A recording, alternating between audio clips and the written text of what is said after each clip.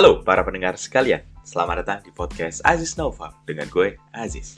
Oke, di hari ini kita akan membacakan episode pertama dari novel karangan Agatha Christie, Appointment with the Dead.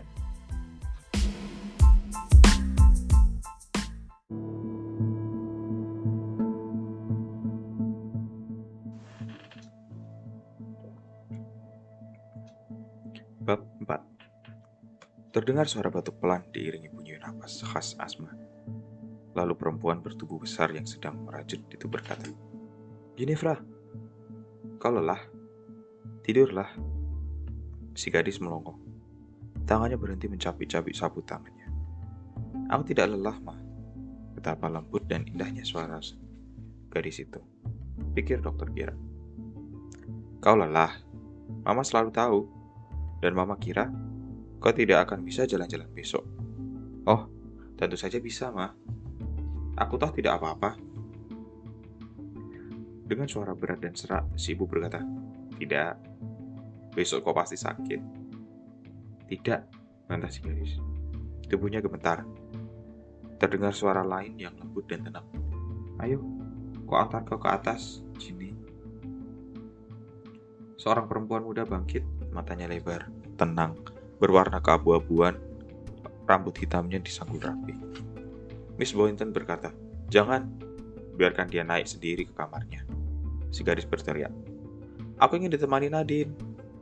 "Ayolah kalau begitu," ujar perempuan muda tadi mendekatinya. Miss Boynton berkata lagi, "Dia lebih suka pergi sendiri. Betul bukan, Jimmy?" Sejenak, cuma sejenak saja, keheningan menyelimuti sekeliling keluarga itu. Kemudian, dengan suara yang tiba-tiba menjadi datar tanpa nada, Ginevra Boynton menyahut, "Ya, lebih baik aku pergi sendiri. Terima kasih, Nadine." Ia pun bangkit dan berlalu. Dr. Gerard menurunkan letak surat kabarnya, hingga ia bisa mengamati Miss Boynton sepenuhnya. Perempuan itu memandangi kepergian Ginevra dengan wajah berkerut oleh senyum aneh. Samar-samar wajahnya menyerupai karikatur wajah anaknya yang tersenyum seperti Dewi Yunani beberapa saat yang lalu. Kini perempuan itu mengalihkan pandangannya kepada Nadine. Nadine baru saja duduk kembali di kursinya. Diangkatnya kelopak matanya dan dipandangnya kembali ibu mertuanya. Wajahnya tidak berubah. Pandangan Miss Boynton penuh kedengkian. Perempuan tua itu betul-betul tiran, pikir Gerard. Tiba-tiba saja Miss Boynton memandangnya. Gerard mendesah. Mata perempuan itu kecil, hitam, dan bernyala-nyala. Dari dalamnya seolah tersorot sesuatu yang kuat, semacam gelombang kesadisan. Dr. Gerard pernah mempelajari kekuatan pribadi semacam itu.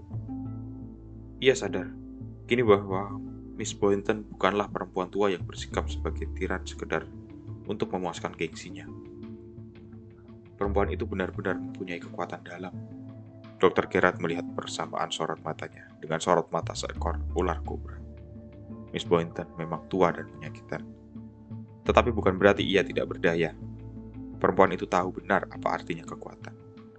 Bahkan tidak mustahil ia telah mempraktikkan kekuatan dalamnya itu sepanjang hidupnya, tanpa pernah meragukan keampuhannya. Pernah Dr. Gerard menyaksikan kehebatan dan keberanian seorang pelatih harimau. Binatang-binatang buas berukuran raksasa yang dilatihnya dengan patuh menuju tempatnya masing-masing. Walaupun mereka tampak marah karena gengsi dan derajat mereka direndahkan oleh kepatuhan terhadap pelatih itu, tak urung mereka menurut dan melakukan setiap perintahnya.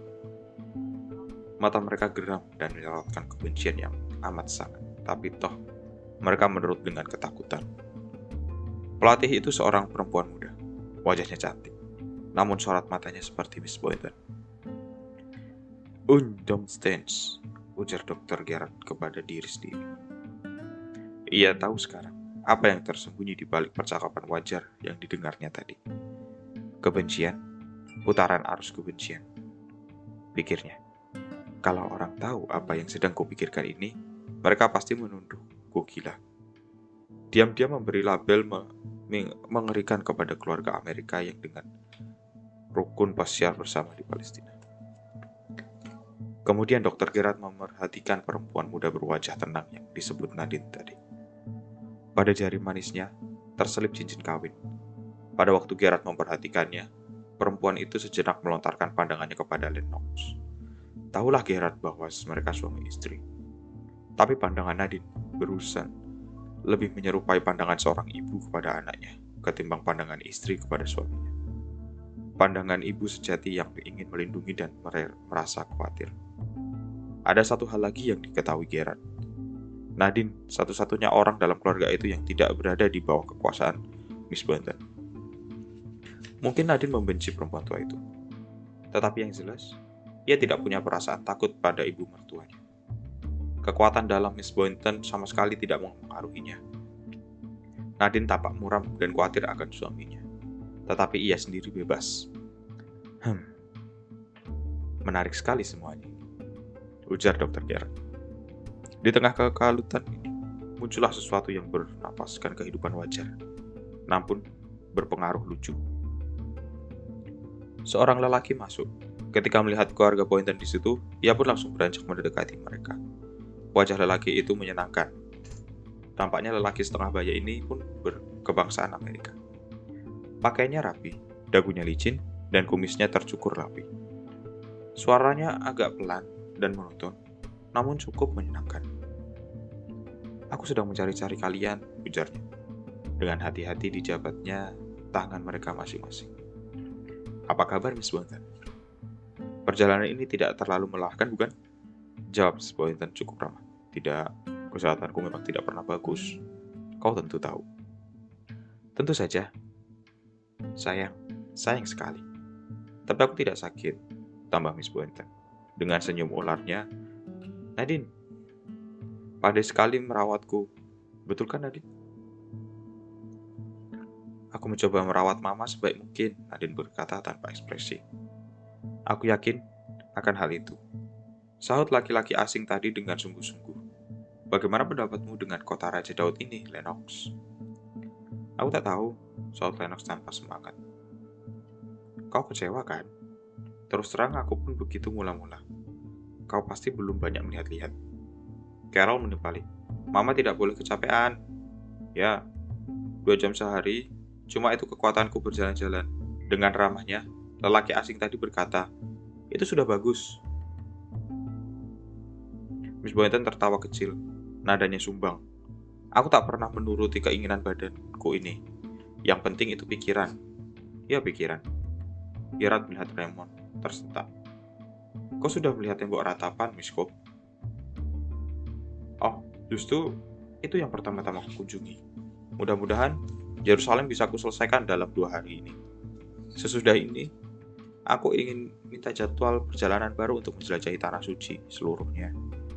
Bethlehem, Nazaret, Tiberias, dan Laut Galilea. Pasti sangat menarik. Setelah itu, aku ingin ke Jerash. Ada semacam reruntuhan kuno peninggalan zaman Romawi di situ. Lalu masih ada lagi Petra, kota kristal merah jambu itu. Kudengar Petra merupakan keajaiban alam yang sangat memesona. Tapi perjalanannya lama, hampir seminggu. Aku ingin ke sana, kedengarannya itu sangat bagus, ujar Carol. Tentu saja, menurutku, tak akan rugi kita ke sana. Mr. Cobb berhenti bicara. Dipandangnya sejenak Miss Boynton dengan ragu. Waktu itu, ia berkata-kata lagi. Terdengar oleh Gerard bahwa suara laki-laki itu menjadi tidak pasti. Ada yang mau ikut? Aku jalan-jalan sekarang. Aku tahu Anda tidak boleh terlalu lelah, Miss Boynton. Dan tentunya ada yang ingin menemani Anda di hotel. Maksudku, kalau kalian mau bergilir, sebagian berjalan-jalan dan sebagian tinggal, aku akan senang mengajak kalian melihat-lihat kota ini. Suasana mendadak berubah menjadi begitu hening. Cuma suara jarum rajut Miss Boynton yang kedengaran oleh Gerard. Kemudian Miss Boynton berkata, Kurasa kami tidak ingin terpencar-pencar. Kami selalu pergi bersama-sama. Perempuan itu mengangkat wajahnya. Nah, anak-anak, bagaimana pendapat kalian sendiri? Jawab mereka cepat. Tidak, Mah. Oh, tidak. Tentu saja tidak. Sambil tersenyum, aneh Miss Boynton berkata, Nah, Anda dengar sendiri. Mereka tidak mau meninggalkanku. Bagaimana dengan kau, Nadine? Kudengar kau tidak berkata apa-apa. Tidak, kecuali kalau Lennox mau pergi. Miss Boynton kini berpaling kepada putra sulungnya. Nah, Lennox, apa pendapatmu? Mengapa kau tidak pergi saja bersama Nadine? Kelihatannya dia ingin pergi. Lennox terkejut. Diangkatnya wajahnya. Oh tidak. Kupikir lebih baik kita semua tinggal di hotel saja. Kan memang benar-benar satu keluarga yang rukun, komentar Mr. Cobb ramah. Namun keramahannya terdengar sumbang. Kami selalu kompak dan menyendiri, ucap Miss Boynton. Ia mulai menggulung benang bolnya. Omong-omong, Raymond, siapa perempuan muda yang menyapamu barusan? Raymond tampak gugup. Mula-mula wajahnya padam. Tapi sekonyong-konyong berubah pucat. Aku tidak tahu namanya. Dia menyapaku di kereta api kemarin. Perlahan-lahan dan dengan susah payah Miss Boynton berusaha berdiri dari kursinya. Kurasa kita tidak perlu berhubungan dengan dia, ujar. Nadine segera berdiri dan menolong perempuan tua itu meninggalkan kursinya. Caranya membantu ibu mertuanya sangat sigap dan cekatan. Ia sangat menarik perhatian Gerard. Sudah waktunya beristirahat, ujar Miss Boynton. Selamat malam, Mr. Cobb. Selamat malam, Miss Boynton. Selamat malam, Lennox. Mereka pergi beriring-iringan. Tampaknya tak seorang pun di antara anak-anak Miss Boynton punya keinginan untuk tetap di ruang santai tanpa sang ibu. Mr. Cobb berdiri mengawasi kepergian mereka. Ekspresi wajahnya sukar digaji. Dari pengalaman, Dr. Gerard tahu bahwa umumnya orang Amerika ramah dan suka bergaul. Mereka tidak cepat menaruh curiga pada orang baru yang mereka kenal dalam perjalanan. Buat Gerard, berkenalan dengan Mr. Cobb bukanlah hal sulit. Tambah pula, lelaki itu tampaknya sedang kesepian dan rindu kawan. Maka sekali lagi Dr. Gerard menyodorkan kartu namanya. Membaca nama yang tertera di situ, Mr. Jefferson Cobb sangat terkesan.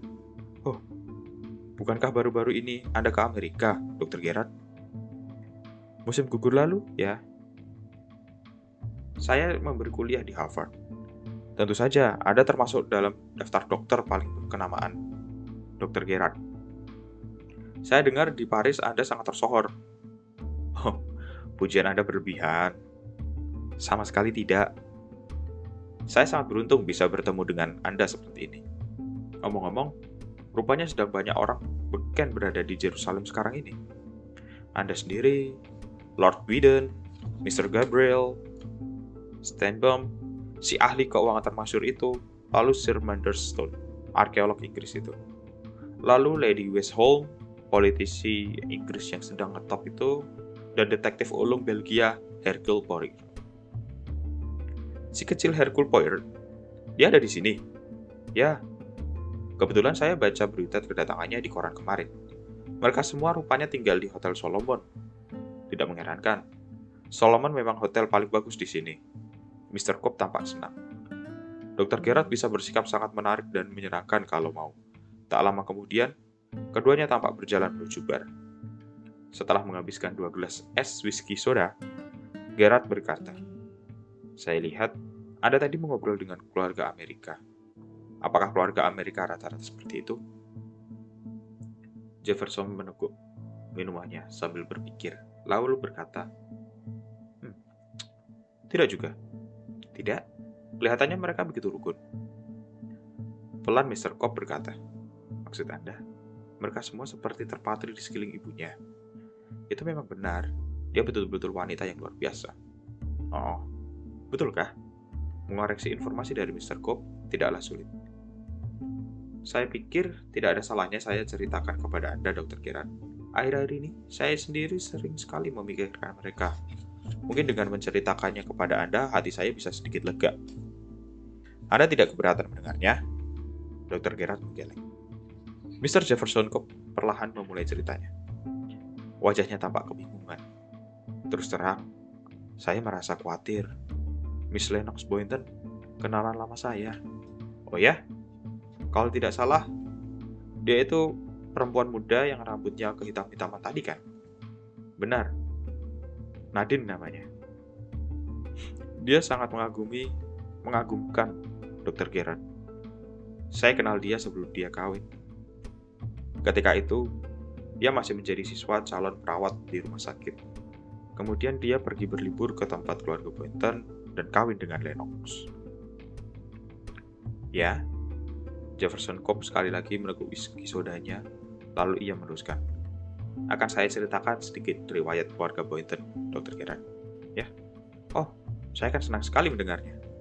Gini, Elmer Boynton, almarhum, adalah tokoh yang sangat terkenal. Orangnya menarik dan menyenangkan. Dia menikah 2 kali. Istri pertamanya meninggal ketika Carol dan Raymond masih kecil. Miss Boynton yang kedua. Katanya, sangat cantik pada waktu dinikahi Elmer Boynton. Memang dia sudah tidak terlalu muda. Kalau melihat rupanya sekarang, rasanya sukar sekali membayangkan dia pernah cantik. Tapi, orang mengatakan dia betul-betul cantik dulunya. Pendeknya, suaminya sangat menyayanginya dan selalu menuruti segala yang diputuskannya. Elmer Boynton cacat sejak beberapa tahun menjelang kematiannya. Di samping itu, istrinya memang cekatan dan pandai mengurus segala sesuatu. Orangnya sangat berhati-hati dalam segala hal. Sepeninggal Elmer, dia membaktikan diri sepenuhnya kepada anak-anak itu. Dia sendiri mendapat seorang anak dari Elmer, Guinevere. Guinevere sangat cantik, tetapi tubuhnya agak lemah. Ya, Miss Boynton sejak itu memusatkan perhatiannya hanya kepada anak-anaknya. Dia memutuskan sama sekali hubungannya dengan dunia luar. Saya tidak tahu bagaimana pendapat Anda, Dr. Gerard. Tapi, pada hemat saya cara begitu kurang baik. Saya setuju dengan Anda. Itu sangat jelek pengaruhnya terhadap perkembangan mental anak-anak. Tepat sekali. Miss Boynton mengurung mereka di rumah sendiri. Dan tak pernah sekalipun mengizinkan mereka berteman atau berhubungan dengan orang lain. Akibatnya, mereka jadi tidak tahu cara bergaul. Mereka menjadi canggung, menggugup. Anda tahu maksud saya, kan?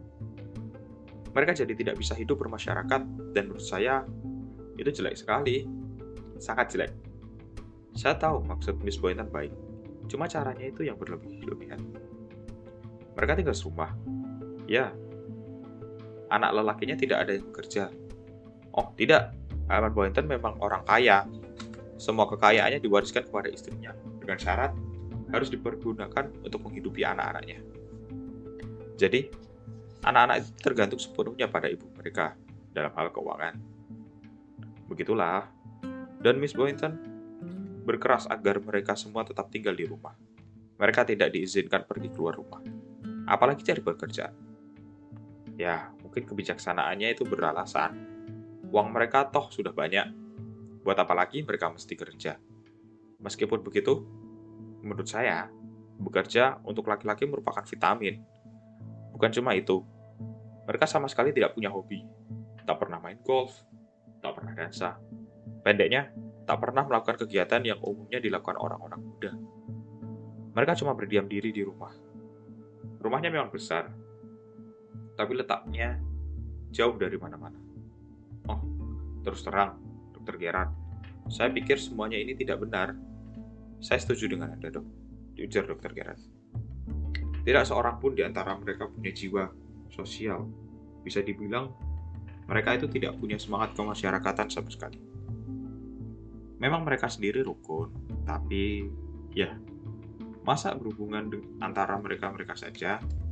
Pernahkah salah satu mencoba melepaskan diri dari keluarga? Itu belum pernah saya dengar. Kerja mereka sehari-hari duduk berkumpul bersama-sama. Siapa yang Anda salahkan dalam hal ini? Anak-anak itu atau ibunya? Jefferson Cobb beringsut tak enak. Ya, saya pikir Miss Boynton lah yang bertanggung jawab. Caranya membesarkan anak-anak itu salah. Meskipun begitu, setelah dewasa, setiap anak harusnya bisa berjuang untuk dirinya sendiri. Seharusnya lah dia memilih untuk berdikari. Mungkin itu tidak bisa mereka lakukan, ujar Gerard serius. Kenapa tidak? Oh, banyak cara, Mr. Cobb, untuk menghambat pertumbuhan sebatang pohon misalnya. Cobb terbelalak. Mereka semua sehat kok. Perkembangan pikiran pun bisa dihambat seperti halnya pertumbuhan fisik. Tapi mereka cerdas. Gerard menarik napas panjang. Percayalah, Dr. Gerard. Lanjut, Cobb. Seperti orang biasa menentukan sendiri arah hidupnya. Orang yang menghargai dirinya sendiri pasti mau memperjuangkan nasibnya dan memanfaatkan hidupnya. Bukan cuma duduk berpangku tangan. Lelaki yang kerjanya cuma duduk berpangku tangan tak pantas dihargai perempuan. Gerard memerhatikan Cobb dengan penuh tanda tanya. Maksud Anda, Lennox Boynton? Ya, begitulah. Memang Lennox lah yang saya pikirkan. Raymond masih muda, tapi Lennox, dia sudah 30 tahun. Sudah waktunya dia membuktikan siapa sebenarnya dirinya. Kehidupan pasti sulit buat istrinya. Tentu saja, sangat sulit. Padahal Nadine begitu baik. Saya sangat mengaguminya. Dia sama sekali tidak pernah mengeluh. Tapi dia tidak bahagia, Dr. Gerard. Dia sama sekali tidak bahagia. Gerard mengangguk. Ya, saya pikir begitu. Saya tidak tahu bagaimana pendapat Anda, Dr. Gerard. Tapi menurut saya, perempuan harusnya tahu sampai di mana dia harus berkorban. Kalau saya jadi Nadine, saya akan lemparkan masalahnya kepada Lennox. Lennox mesti bekerja atau Nadine meninggalkannya, gitu. Hidupnya adalah miliknya, Dr. Gerard. Kalau Lennox tidak bisa menghargainya sebagaimana seharusnya, ya di dunia ini toh masih banyak lelaki lain, bukan? Anda misalnya. Wajah lelaki Amerika itu merah padam. Kemudian dipandangnya lawan bicaranya dengan penuh rasa harga diri. Benar, ujarnya. Saya tidak malu mengakui perasaan saya terhadap Nadine. Saya menghormati Nadine dan sangat dekat dengannya. Saya cuma menginginkan kebahagiaan buatnya. Kalau saja dia bahagia bersama Lennox, saya rela mundur dan membiarkannya bersama Lennox. Tapi, ya, saya siap siaga. Kalau Nadine sewaktu-waktu membutuhkan saya ingin ada di dekatnya. Anda benar-benar satria sejati, Mr. Cobb. Apa? Maksud saya, kesatria semacam itu mungkin cuma hidup dalam bangsa Amerika sekarang ini. Anda sudah senang bisa membuktikan diri kepada wanita pujaan Anda tanpa mengharapkan balasan apapun dari pihaknya. Betul-betul mengagumkan. Apa yang sebenarnya bisa Anda perbuat untuknya? Ya, berada di dekatnya bila dia membutuhkan saya. Kalau saya boleh bertanya, bagaimana sikap Miss Boynton terhadap Anda? Perlahan Jefferson Cobb berkata, saya tidak pernah merasa pasti akan sikapnya. Seperti saya katakan tadi, Miss Boynton tidak suka bergaul dengan orang lain. Tapi terhadap saya, dia lain. Selalu sopan, dan caranya memperlakukan saya seperti saya ini keluarga sendiri. Jadi, dia merestui hubungan Anda dengan Miss Lennox? Ya, Dr. Gerard mengangkat bahu aneh. Percayalah, Dr. Gerard, saut Jefferson Cobb kaku. Hubungan saya dengan Nadine bukan hubungan yang tidak terhormat. Kami cuma bersahabat. Oh, itu tidak saya ragukan. Cuma saja, sikap Miss Boynton yang seolah merestui hubungan Anda dengan menantunya itu sangat mengherankan saya. Tahukah Anda, Mr. Cobb, saya sangat tertarik pada kasus Miss Boynton ini. Dia memang wanita yang luar biasa kuat. Kepribadiannya mencolok. Elmer Boynton sangat percaya akan kebijaksanaan istrinya. Ya, begitu percaya sampai dia merasa aman meninggalkan anak-anaknya tergantung sepenuhnya pada istrinya. Di negara saya, Mr. Cobb, hal seperti itu tidak dibenarkan oleh hukum. Mr. Cobb bangkit. Di Amerika, katanya orang bebas menentukan keinginan hatinya. Dr. Gerard juga bangkit. Ia sama sekali tidak terkesan oleh komentar Mr. Cobb. Dr. Gerard tahu benar bahwa di dunia ini tidak ada suatu bangsa, negara, atau individu sekalipun yang bisa dikatakan bebas. Tapi ia tahu juga bahwa batasan ada berbagai tingkatnya. Malam itu, ia pergi tidur dengan pikiran masih dipenuhi cerita yang baru didengarnya mengenai keluarga Boynton.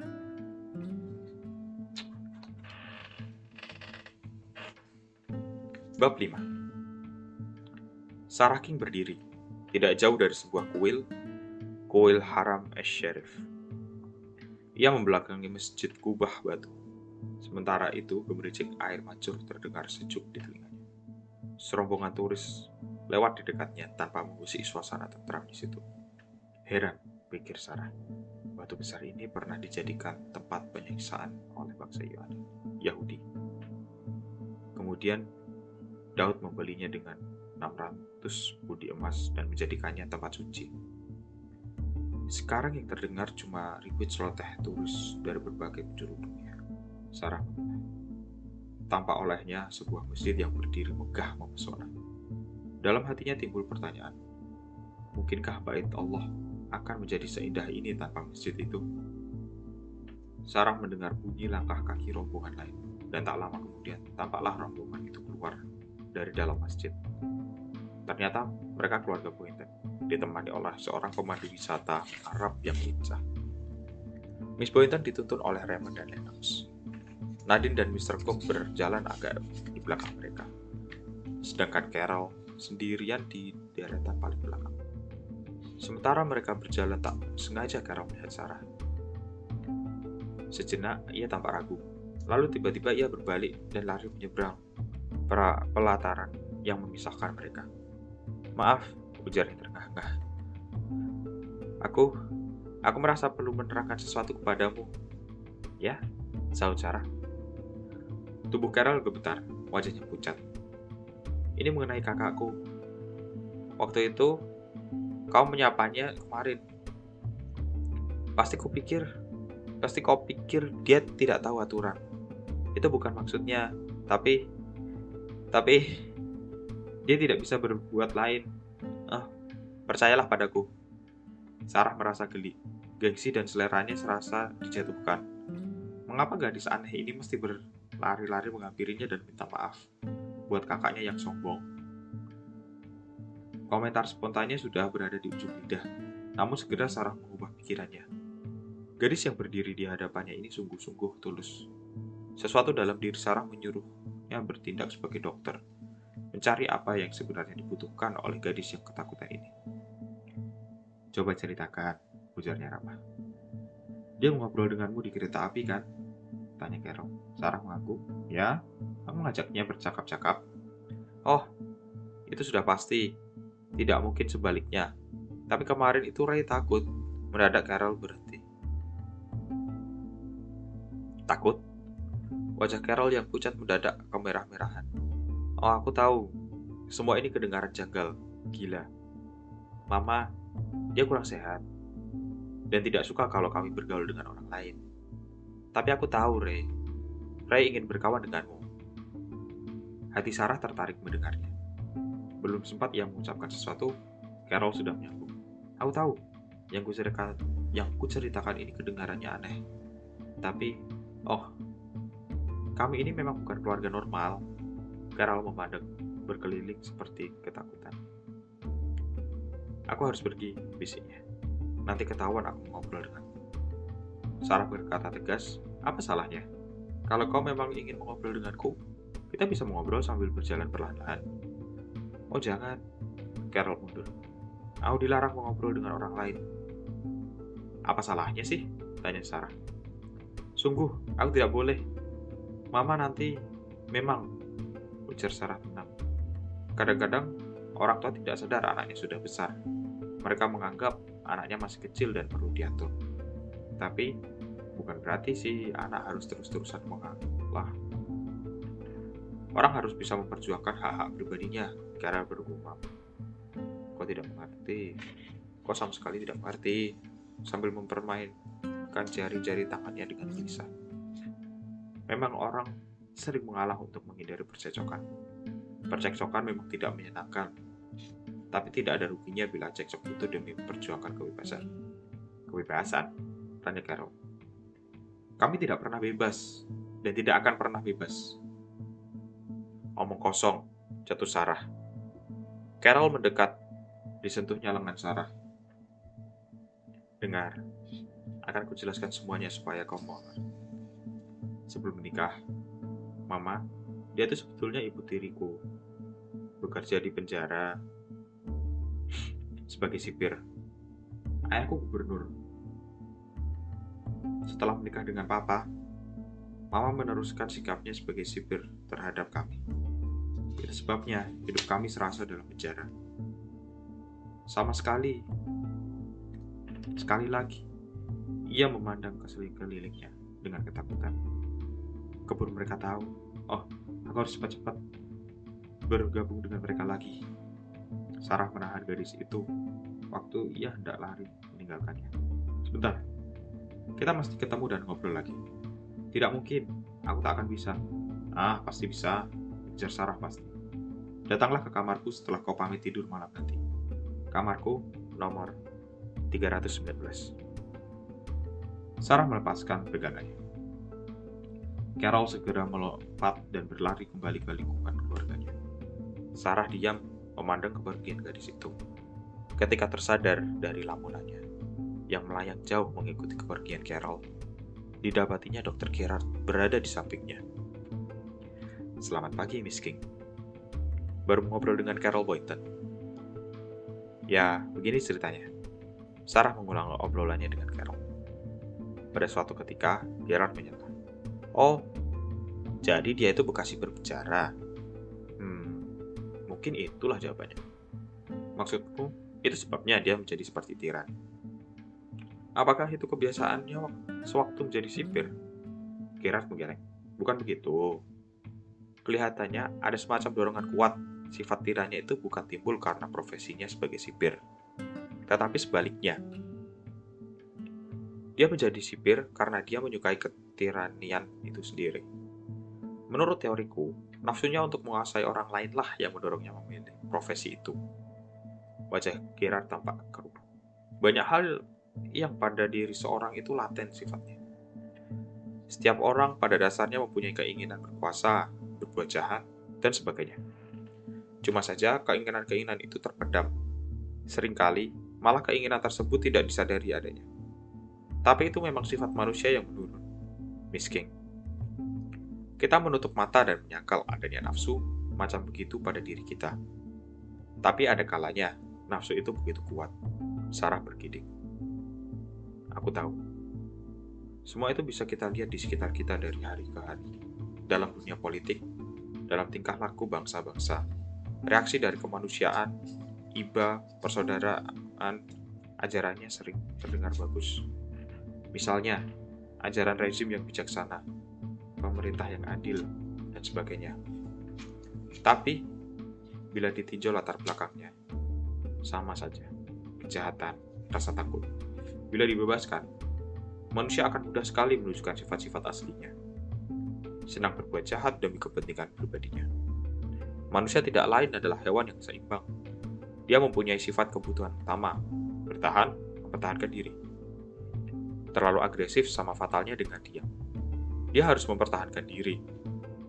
Untuk itu, dia perlu menggunakan sedikit kejahatan, kecurangan, tapi dia tidak boleh mendewakan kejahatan itu sendiri. Mereka terdiam. Kemudian, ucap Sarah. Menurutmu, apakah Miss Boynton termasuk orang sadis? Aku hampir yakin begitu. Kupikir dia senang melihat orang lain menderita. Bukan menderita jasmani, melainkan jiwanya. Kasus semacam ini lebih jarang terjadi dan lebih sulit diatasi. Dia senang menguasai dan membuat orang lain menderita. Terlaluan, ujar Sarah. Dr. Gerard kemudian menceritakan percakapannya dengan Jefferson Cobb. Dia tidak sadar apa yang sebenarnya terjadi dalam keluarga itu? Tanya Sarah. Mana mungkin dia tahu? Kan dia bukan psikolog. Memang bukan. Dan lagi, pikirannya mungkin tidak sebusuk pikiran kita. Tepat. Dia berpikiran manis, lurus, dan sentimental. Seperti kebanyakan orang Amerika. Dia percaya segala sesuatu itu baik, bukannya jelek. Dia tahu, suasana dalam keluarga itu tidak wajar. Tapi toh, dia masih menganggap itu disebabkan oleh terlalu sayangnya Mr. Boynton kepada anak-anaknya. Sedikit pun tak terpikir olehnya bahwa Miss Boynton menyalahgunakan kekuasaannya sebagai ibu. Ya, dan itu menyenangkan hati Miss Boynton, jatuh Sarah. Kupikir juga begitu. Habis kesabarannya, Sarah berkata, tapi kenapa mereka tidak minggat saja? Mereka bisa kalau mau. Gerard menggeleng. Kau salah. Mereka tidak bisa minggat. Pernah melakukan eksperimen dengan ayam jago? Coba tarik garis kapur di tanah dan suruh seekor ayam jago mematuk garis itu. Dia akan merasa dirinya diikat di situ. Mengangkat kembali kepalanya pun dia tidak bisa. Begitu pula halnya anak-anak malam keluarga Boynton itu. Si ibu bekerja keras buat mereka sejak mereka masih kecil-kecil. Dominasi si ibu sudah merasuk ke dalam jiwa mereka. Si ibu seolah menghipnotis mereka, memaksa mereka untuk tidak menuruti perintahnya. Kebanyakan orang akan mengatakan mustahil. Tapi kau dan aku setidaknya tahu lebih banyak. Si ibu telah membuat anak-anaknya merasa mutlak tergantung kepadanya. Sudah terlalu lama mereka mengerap dalam penjara. Sampai-sampai bila pintu penjara itu terbuka pun, mereka tidak akan ambil peduli. Paling tidak, ada seorang di antara mereka yang sudah tidak ingin bebas lagi. Lama-lama, mereka semuanya akan begitu, takut menghadapi kebebasan.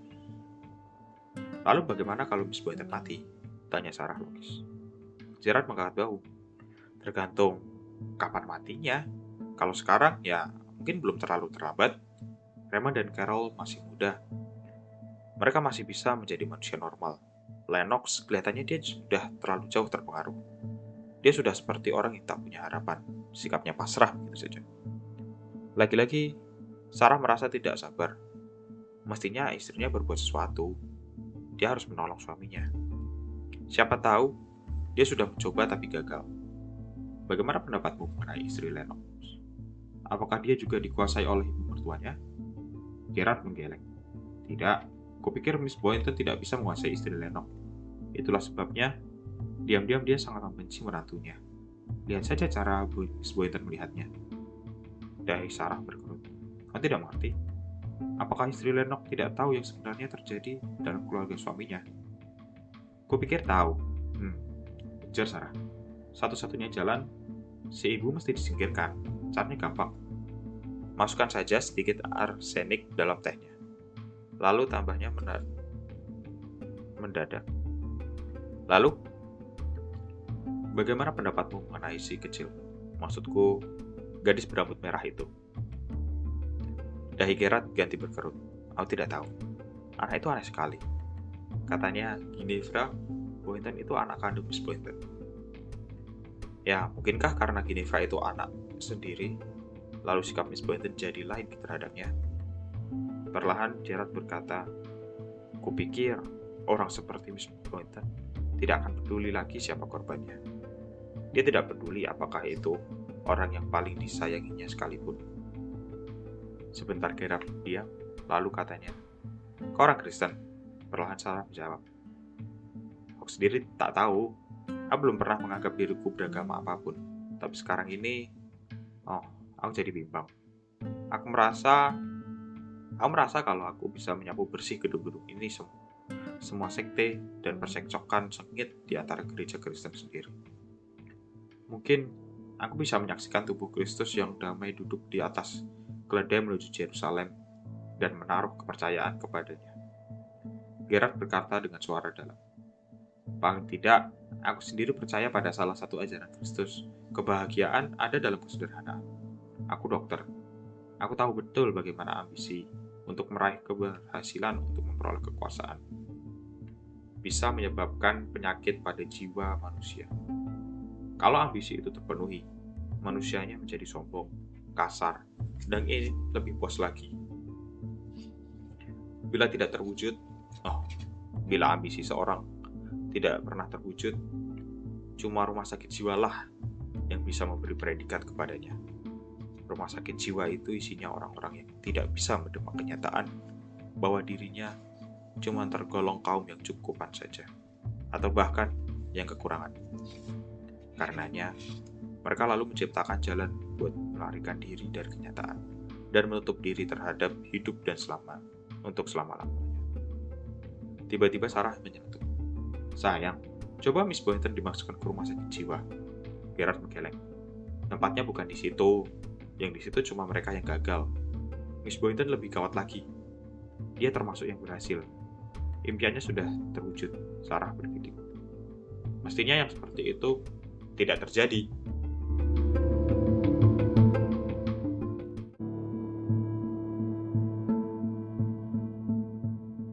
Oke, para pendengar sekalian, terima kasih sudah mau mendengarkan sampai akhir podcast. Cukup sekian untuk Appointment with the Dead pada episode kali ini, karya Agatha Christie. Jangan lupa stay tune terus di YouTube, Spotify, Aziz Naufal, atau buat kalian para netizen TikTok, bisa follow TikTok account gue di @AzizNaufal, double L, yang pastinya bakal ada teaser-teaser untuk episode mendatang. Buat kalian yang udah kebayang pengen dibacain buku apaan lagi, bisa langsung komen aja di TikTok gue @AzizNaufal atau di YouTube gue Aziz Naufal. Terima kasih.